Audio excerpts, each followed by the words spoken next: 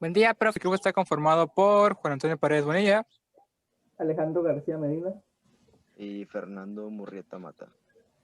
y pues en este caso nosotros venimos a presentar nuestra tarea 3.1, aquí afuera de mi casa, de la asignatura de teoría electromagnética, la cual lleva como nombre Ley de Biot-Savart, la cual pues viene siendo el tema principal de esta presentación.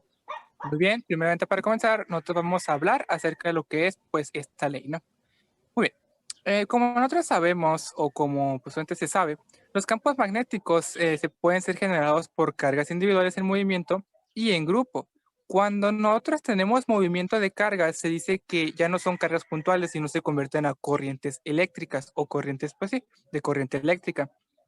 Como nosotros habíamos visto en presentaciones pasadas a esta, nosotros habíamos visto lo que son los campos eléctricos creados por cargas puntuales, perdón.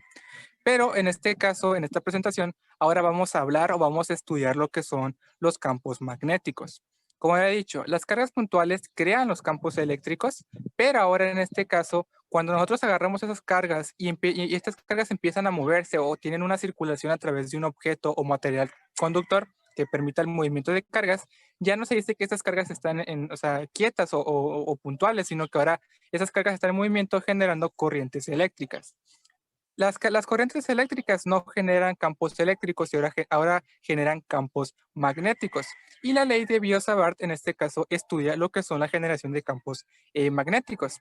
Pues bien, primeramente para comenzar, nosotros vamos a definir lo que es la ley de Biot-Savart. Pues bien, ¿qué es la ley de Biot-Savart?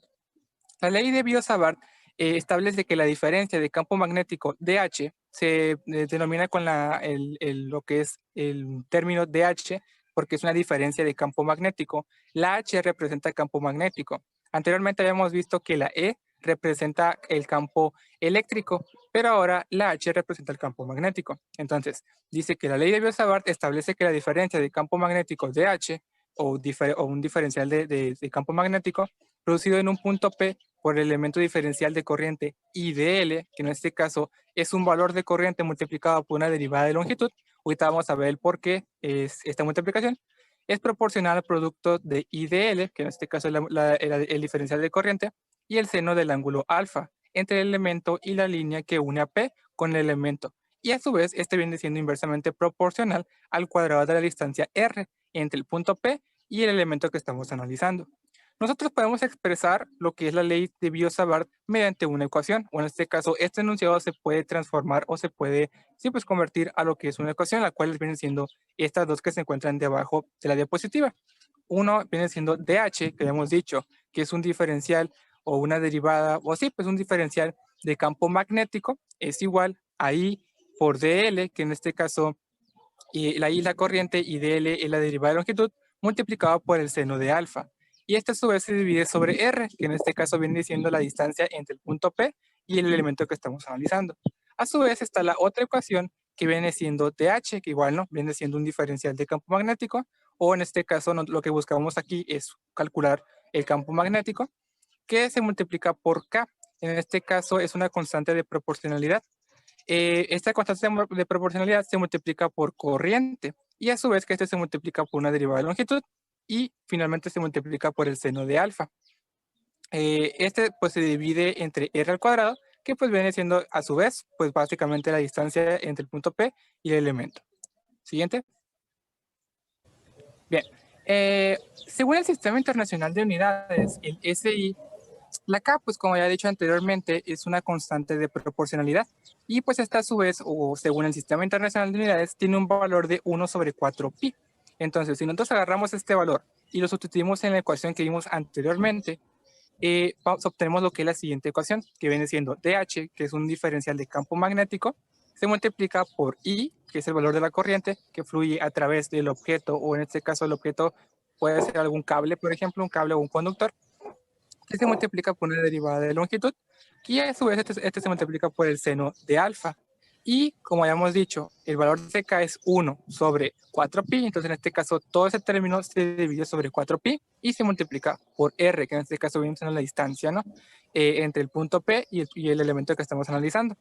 Bien, si hacemos uso de la definición del producto cruz o si recordamos lo que es el producto cruz y aplicamos el producto cruz o la definición del producto cruz a lo que es esta ecuación que acabamos de ver, obtenemos ahora sí lo que es la ecuación de la ley de Biot-Savart, pero en este enfocado o en este caso teniendo una forma vectorial, que es la siguiente, que viene siendo diferencial de campo magnético es igual a I por DL, producto cruz por el vector unitario con respecto a R, que se divide sobre 4pi por R al cuadrado, o en este caso la distancia al cuadrado.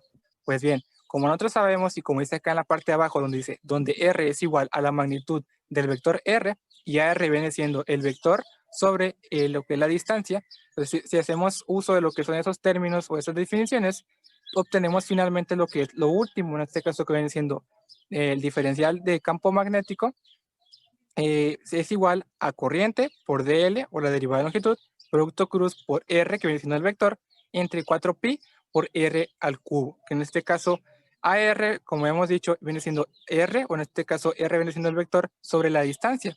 Entonces multiplicamos la distancia por R al cuadrado, entonces se obtiene R al cubo. Básicamente eso sería todo. Siguiente. Muy bien. O sea, la dirección de DH, o sea, ahorita lo que estábamos viendo era cómo, o sea, qué es lo que es la ley de Biot-Savart y en este caso cómo calcular lo que es el DH o en este caso el diferencial de campo magnético mediante ecuaciones. Pero ahora nosotros podemos calcular lo que es la dirección o el sentido que tendrá las líneas de campo magnético que será producido por en este caso por la corriente eléctrica que pasará a través de un cierto objeto conductor. Nosotros podemos calcular la dirección de DH mediante el uso de la regla de la mano derecha. Si el pulgar apunta a la dirección de corriente, los dedos rodearán el alambre en la dirección de DH, como se puede observar en la siguiente figura. Entonces, si nosotros hacemos uso de la regla de la mano derecha, nuestro pulgar va a apuntar, o en este caso va a apuntar a la dirección de donde va la corriente, o sea, al sentido donde va la corriente. Y nuestros dedos, nuestros 4 dedos restantes, lo que van a hacer es que, como podemos observar aquí en la imagen que está a la derecha, donde está un cable azul, donde está circulando corriente, pues si simulamos eso con la mano derecha, justamente la regla de la mano derecha, nuestro dedo pulgar va a apuntar el sentido de la corriente, que como podrán ver va de abajo hacia arriba. Entonces, nuestro pulgar va hacia arriba. Y nosotros imaginariamente rodeamos ese cable con nuestros dedos restantes. Lo rodeamos.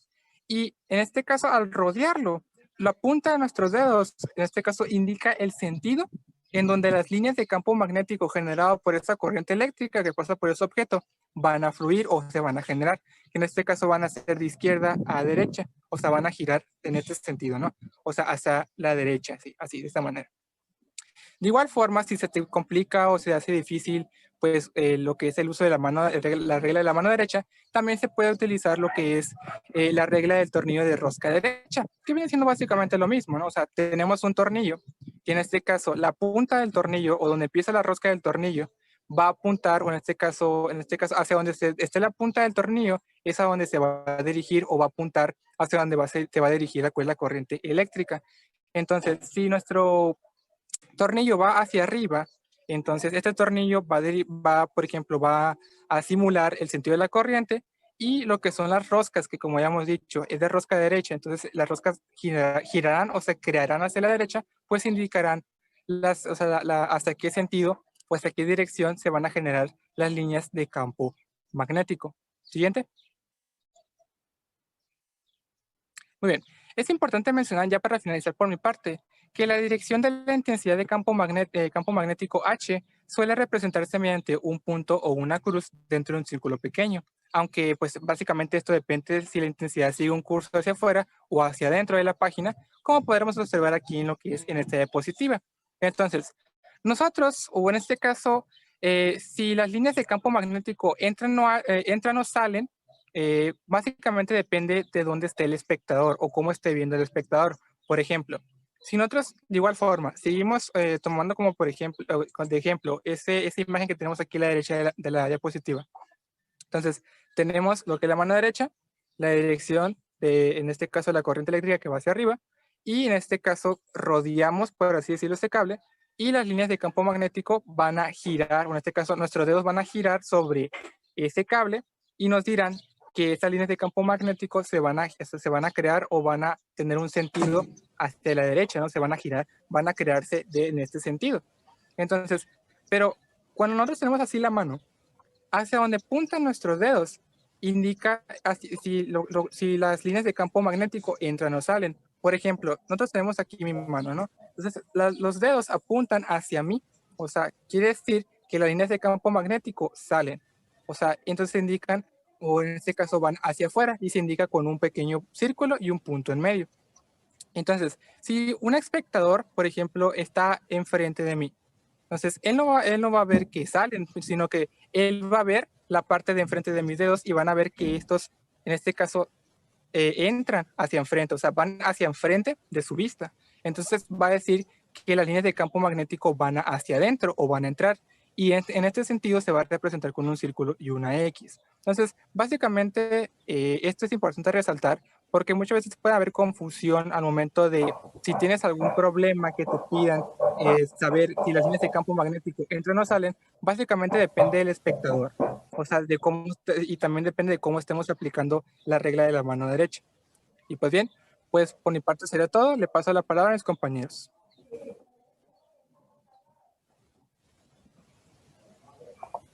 Siguiendo con las aplicaciones de ley de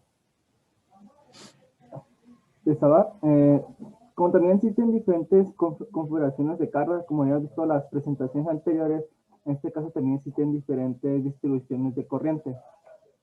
Son tres, se conoce como corriente de línea, corriente superficial y corriente volumétrica. Sí, como se dan cuenta, se parecen mucho a los que han visto a las cargas, ejemplo, líneas superficial y volumétrica, solo que ahora enfocado en las corrientes. En la imagen que tenemos aquí a la presentación podemos distinguirlos cada uno de otros que se parecen casi igual a las figuras que habíamos visto anteriormente en presentaciones anteriores. La corriente de línea es de un punto a un punto dentro de una trayectoria, la corriente de superficie dentro de una superficie y la volumétrica igual. En esta ecuación podemos definir como K como la densidad de corriente superficial y la J como la densidad de corriente volumétrica. En esta ecuación que es la longitud, polaridad de longitud, para poder sacar aquí la corriente de línea, K, que como he dicho es la densidad de corriente superficial por una derivada de superficie. Pues estamos buscando la corriente superficial. Y J, la densidad de corriente volumétrica por una derivada volumétrica para obtener lo que es una corriente volumétrica. La K se mide en amperes sobre metros, como estamos manejando una superficie, entonces tiene que estar indicado por la unidad por metro. Amperes, la J, que es por la densidad de corriente volumétrica, amperes sobre metro cuadrado. Ahora partiendo de la ecuación que había mencionado mi compañero Juan, la ley de Dios-Savart, aplicando los términos que vimos anteriormente, que es corriente de línea superficial y volumétrica, la aplicamos dentro de esta ecuación y vamos a tener las siguientes ecuaciones respectivamente para cada una de ellas. Para la corriente de línea, corriente superficial y corriente volumétrica. Anteriormente el compañero tenía aquí desde la H, que es el campo magnético, tenía DH, una derivada de H, la derivada más pasó para el otro lado como una integral. Y ya poniendo respectivamente los componentes, por ejemplo, la longitud, K, que es el dicho de la superficie, y la J, que es la de volumétrica.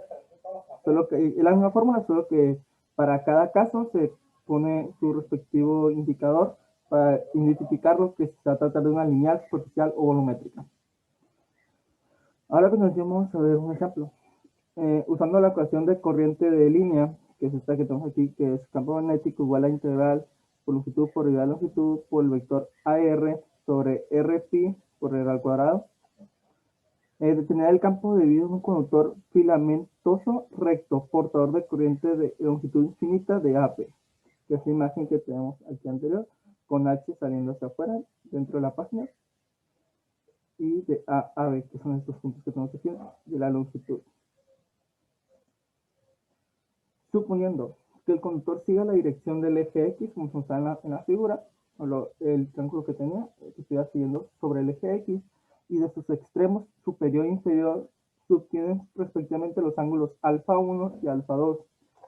que eran los ángulos que podíamos ver aquí. Alfa 1, que es este aquí, que es el que forma dentro con el punto de A, desde el punto P, y acá está el ángulo alfa 2, que es el que se forma respectivamente de B hasta el punto P, donde está el campo magnético. El punto en el que se termina H, pues en el punto de está P. Preste particular atención a este supuesto, ya que la fórmula por deducir tendrá que aplicarse en consecuencia. Así consideramos la consideración de DH en P debido a un elemento de L con los componentes 0, 0 y Z respectivamente.